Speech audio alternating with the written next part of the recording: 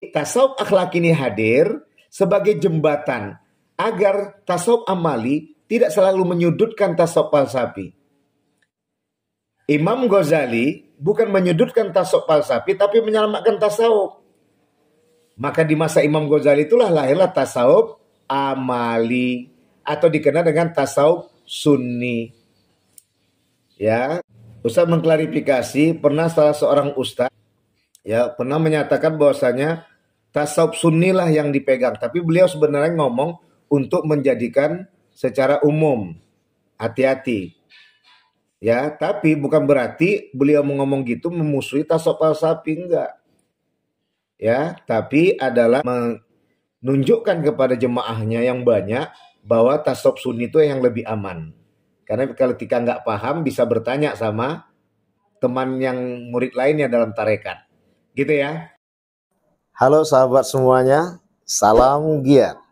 Berjumpa di channel Al.Andawi Andi. Jangan lupa klik tombol subscribe dan nyalakan loncengnya ya. Terima kasih. Ustadz suka tasawuf akhlak ini kenapa? Jembatan. Kenapa jembatan? Karena terjadinya konflik nanti ke depan tasawuf falsafi dengan amali, dan ini kadang yang dihebohkan oleh tasawuf amali. Maaf, Ustadz sekarang jadi berada di tengah-tengah loh. Ya, nanti tasawuf bukan Ustadz memojokkan tasawuf amali, enggak. Ustadz juga seorang bagian dari tarekat Naqsabandi. Tapi bukan berarti Ustadz tidak kritis. Dari terjadinya konflik antara tasawuf amali dengan falsafi adalah ketika melihat tasawuf falsafi yang tidak berkomunitas. Tapi sebenarnya bukan dia tidak berkomunitas. Dia memanfaatkan nalar akliyahnya untuk merenung dan berpikir dan bercanda dengan Tuhan dan berbincang-bincang dengan Tuhan, sehingga menjumpai sebuah solusi untuk disampaikan kepada orang. Dan ketika ditulis sebuah tulisan atau sebuah puisi dipegang oleh orang-orang, maka kalangan dulu tasawuf falsafi itu berkembang dalam sebuah syair dan pantun. Ketika nyampe syair dan pantun itu di tengah-tengah orang, itu disebut dengan komunitas yang sesungguhnya. Sehingga diterjemahkan dan lain sebagainya. Baik. Nah, inilah akhirnya Ustadz dalam tasawuf akhlaki suka menggelutinya. Datangnya tasawuf akhlaki versi Ibnu Qayyim al-Jauziyah adalah untuk menyadarkan kepada tasawuf amali dan tasawuf falsafi, jangan berantem. Jangan saling jatuh-menjatuhkan. Jangan saling ejek-mengejek. Bukankah kita bertasawuf untuk berakhlak? Akhlak yang mana? Akhlak mulia. Makanya di awal kita sudah membahas tentang akhlak tasawuf, akhlak tasawuf, akhlak tasawuf, akhlak tasawuf. Sekarang kita ini akan fokus kepada kajian tasawuf. Apalagi nanti habis kita mid semester, kita akan fokus pada kajian tasawuf. Ini klasifikasi secara umum. Kenapa? Karena tasawuf inilah yang mengajarkan tentang bagaimana berakhlak mulia. Gitu ya. Jadi tasawuf akhlak ini hadir sebagai jembatan agar tasawuf amali tidak selalu menyudutkan tasawuf falsafi. Imam Ghazali bukan menyudutkan tasawuf falsafi tapi menyelamatkan tasawuf. Maka di masa Imam Ghazali itulah lahirlah tasawuf amali atau dikenal dengan tasawuf sunni. Ya, Ustaz mengklarifikasi, pernah salah seorang ustadz, nggak usah Ustaz sebutkan namanya, Ustadz Kondang, udah tahu lah kita, Ustadz Kondang di YouTube, Ustadz Kondang di TikTok, ya, termasuk adik Ustadz juga itu di pesantren, ya, pernah menyatakan bahwasanya tasawuf sunni lah yang dipegang, tapi beliau sebenarnya ngomong untuk menjadikan secara umum. Hati-hati. Ya, tapi bukan berarti beliau ngomong gitu memusuhi tasawuf falsafi, enggak. Ya, tapi adalah menunjukkan kepada jemaahnya yang banyak bahwa tasawuf sunni itu yang lebih aman. Karena kalau kita nggak paham bisa bertanya sama teman yang murid lainnya dalam tarekat. Gitu ya. Baik, jadi adik-adik sekalian, tasawuf falsafi, tasawuf amali, tasawuf akhlaki hakikatnya satu saja, yaitu orang yang bertasawuf dengan menghadirkan kemuliaan akhlak. Analoginya begini, nggak akan bisa datangnya society without person, individuality. That become individuality to society. Oleh karena itu datangnya individual untuk menuju kepada sosial. Jadi nggak bisa dikatakan sosial saja kalau tidak melalui dari individual. Nggak akan mungkin terjalin sosial kalau ditengok tadi personnya nggak bagus. Betul tidak, Aldi?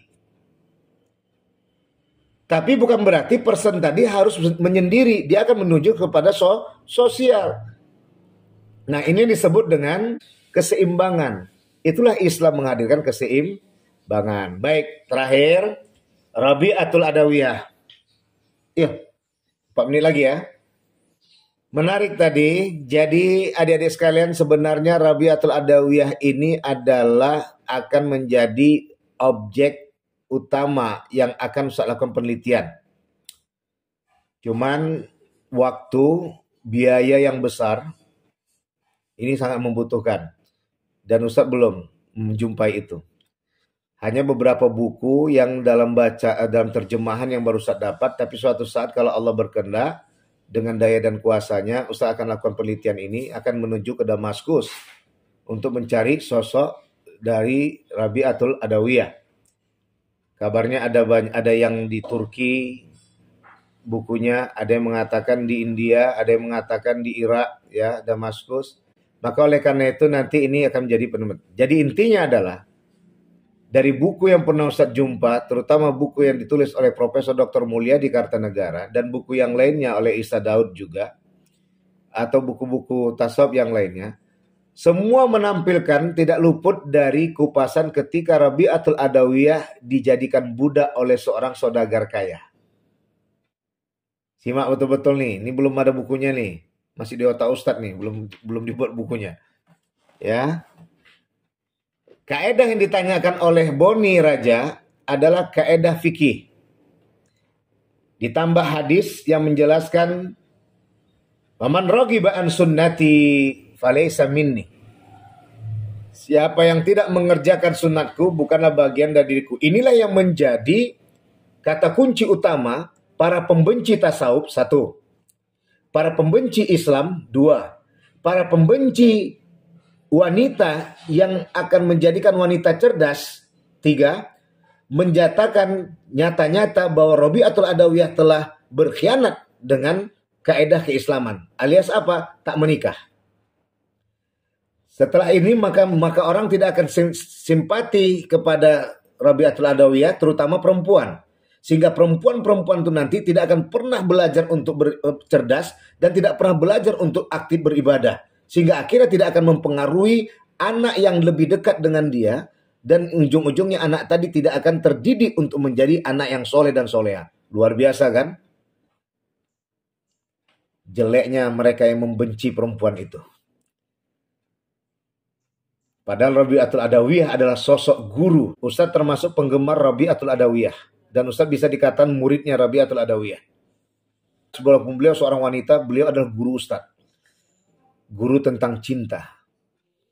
Nah, ini yang dikhawatirkan oleh kalangan pembenci Islam, kalangan pembenci tasawuf, kalangan pembenci wanita, yang wanita ini lebih dekat dengan anak dan bisa mendidik anak-anak menjadi anak yang soleh dan soleha. Akhirnya dipatahkanlah sosok tokoh bernama Rabi'atul Adawiyah yang tidak menikah. Padahal cerita dari Rabi'atul Adawiyah sebagai budak dan Rabi'atul Adawiyah dibudaki oleh saudagar kaya, disinilah butuh nalar falsafi. Bahwa Ustadz menerjemahkan cinta itu adalah dunia perbudakan. Dunia perbudakan tanpa paksaan. Sebagaimana kita membudakkan diri kita kepada Allah yang Maha Rahman. Yang dikenal dengan bahasa budak tadi adalah hamba. Yang dikenal dengan nama hamba. Tapi bukan ada paksaan. Gitu ya.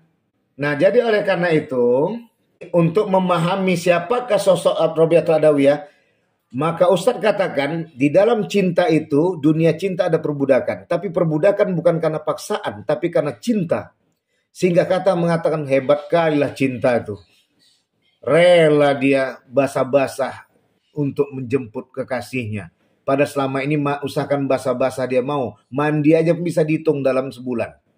Tapi karena cinta dia telusuri itu hujan deras, dia telusuri itu badai hebat, dia telusuri itu untuk menyelamat orang yang dicintai.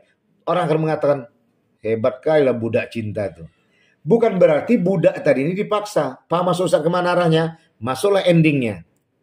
Di dalam kehidupan rumah tangga itu adalah kadang suami terbudaki oleh istri, kadang istri terbudaki oleh suami. Di mana letaknya? Ketika istri meminta sesuatu kepada suami, suami nggak akan mengatakan karena demi cintanya kepada istrinya. Ketika orang melihat yang tidak ada cinta, bodoh kalilah bapak tuh dibudak-budaki sama bininya. Bodoh kalilah ibu tuh dibudak-budaki sama lakinya. Orang yang tidak masuk ke dalam kehidupan cinta sepasang suami istri itu mengatakan itu adalah perbudakan. Tapi kalau ia merasakan betapa hebatnya kajian percintaan antara suami istri itu, dia akan sadar, begitulah kekuatan cinta. Nah, yang kedua. Yang ketiga, disinilah Ustaz simpulkan bahwa cerita yang selama ini banyak buku mengatakan bahwasanya Rabi'atul Adawiyah dibudaki oleh saudagar kaya. Ini saudagar kaya ini adalah sebenarnya suami. Rabi'atul Adawiyah yang dibudai adalah sebagai istri. Artinya Rabi'atul Adawiyah sudah menikah ketika itu. Meskipun banyak sekali kajian yang sebenarnya akan dijelaskan. Nanti kita akan jelaskan dalam pembahasan tentang tokoh Rabi'atul Adawiyah. Intinya Ustadz dengan bismillah, dengan menggunakan nalar pemikiran falsafi dan tidak luput dengan tasawuf, maka di sini dijelaskan bahwa ternyata Rabi'atul Adawiyah telah menikah. Tapi yang dibahasakan dalam buku selama ini karena bencinya dengan Rabi'atul Adawiyah, mungkin karena kurangnya bukti tentang data, sehingga dinyatakan Rabi'atul Adawiyah selalu dikenal dengan dibudaki oleh saudagar kaya untuk melunasi hutang ayahnya dari saudagar kaya tadi. Maka akhirnya adalah di sini penempatannya bahwa Rabi'atul Adawiyah sudah menikah. Tapi pernikahannya nggak lama. Kenapa? Ketika suaminya alias tuannya di saat mau minta air minum, sebagaimana seperti suami minta air minum pada istri nggak ada di kamar. Rabi'atul Adawiyah waktu itu nggak mendengar. Ketika keluarlah suami tadi karena haus, datanglah ke ruangan dan dia melihat ada cahaya terang. Cahaya tadi dibukanya ternyata Rabi'atul Adawiyah dibungkusi oleh cahaya yang terang benderang. Disitulah akhirnya saudagar tadi alias suaminya, bahasa Ustadz, menceraikan atau membebaskan Rabi'atul Adawiyah sebagai istri atau sebagai budak. Kenapa? Karena disitulah dia melihat bahwasanya tak pantas dia untuk menjadi suami atau tuan dari Rabi'atul Adawiyah. Maka dikatakannya, wahai Rabi'atul Adawiyah, ku bebaskan engkau. Kalau bahasa rumah tangganya, ku ceraikan engkau. Karena engkaulah cocoknya dengan Allah Subhanahu wa ta'ala. Inilah kisah Rabi'atul Adawiyah yang belum semuanya Ustaz jelaskan. Dan terus terang ini masih dalam proyek Ustaz. Untuk ke depan akan Ustaz tampilkan data-data yang akurat. Tapi untuk memahami butuh nalar Iqra bismi rabbikal ladzi khalaq. Ingat, tidak semua yang buku tampilkan itu adalah niatnya tulus. Tapi bisa jadi adalah untuk menjatuhkan Islam, menjatuhkan tasawuf, dan menjatuhkan wanita yang dekat dengan anaknya agar wanita tidak soleha dan wanita tidak cerdas secerdas Rabi'atul Adawiyah. Cukup sekian, Ustaz akhiri. Wassalamualaikum warahmatullahi wabarakatuh.